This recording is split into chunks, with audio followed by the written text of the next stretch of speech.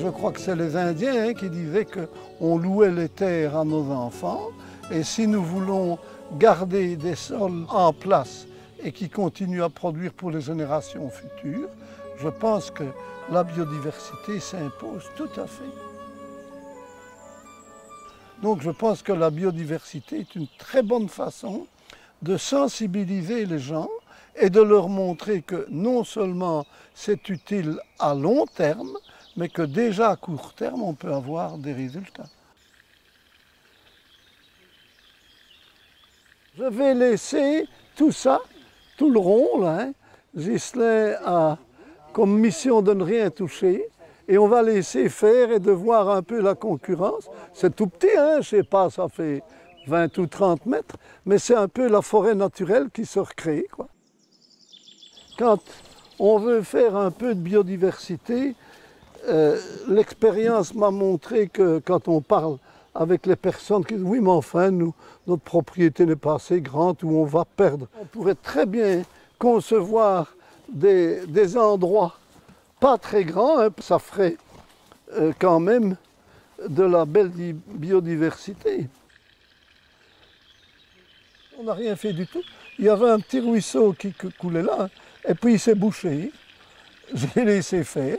Et depuis lors, oui, c'est un micro-coin humide. Hein.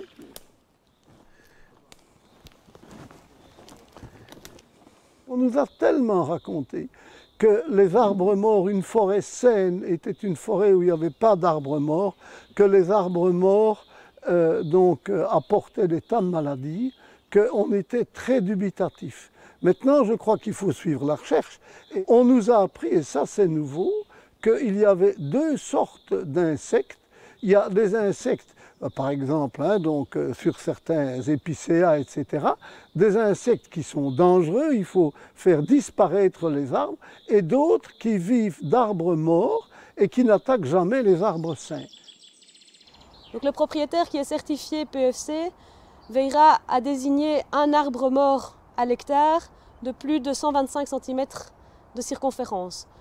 Ou éventuellement, s'il préfère, il peut mettre en place une zone dans laquelle il définira une zone îlot de sénescence ou îlot de conservation à concurrence de 2% de sa propriété. Alors un îlot de sénescence, c'est une zone où les arbres sont laissés jusqu'à ce que mort s'en suive. Par contre, un îlot de vieillissement, c'est une zone où on va laisser les arbres mûrir au-delà de leur terme d'exploitabilité. On va leur laisser 10, 20, 30 ans en plus, mais où l'exploitation est tout à fait possible dans ces zones-là. Le seul danger, mais il faut être prudent, mais je crois que tout exploitant, on a au moins des bons bûcherons qui vous le disent, c'est de ne pas garder un arbre dangereux. Hein.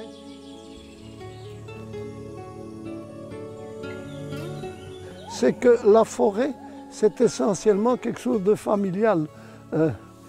Ça se fait, il faut aimer de génération en génération. J'ai demandé à mes enfants qu'ils expliquent aux petits-enfants et on va regarder ce qui pousse, qui va gagner.